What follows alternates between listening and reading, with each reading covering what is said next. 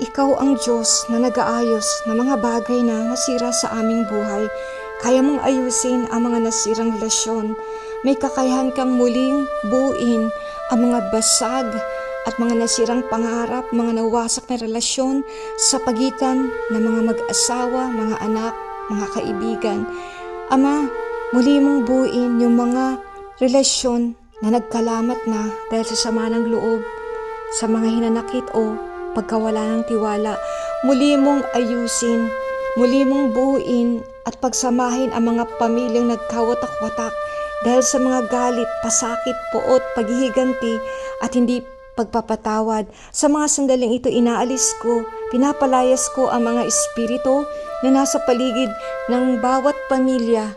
Ang espiritu ng galit, pananakit, dibisyon, ng pagkakampi-kampi, pagchichismis, pagsisiraan, matinding galit.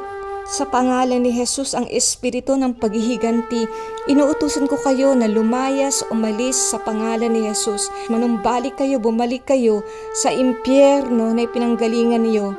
Wala kayong lugar sa aming tahanan. Dinideklara ko ang kapayapaan, ang pagkakaisa, pagkakasundo sa loob ng aming mga tahanan.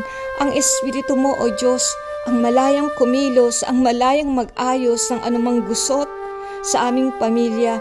Siniselyuhan ko ang bawat sulok ng aming tahanan, ang bawat parte, ang bawat bahagi ng aming tahanan, maging sa loob at paligid ng aming tahanan ng iyong apoy na pader.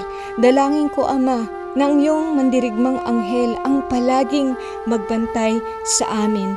Ito po ang aming panalangin. Salamat sa iyo, Panginoon. Pinupuri ka namin, ibinabalik namin sa iyo ang lahat ng pasasalamat sa pangalan ni Jesus. Amen.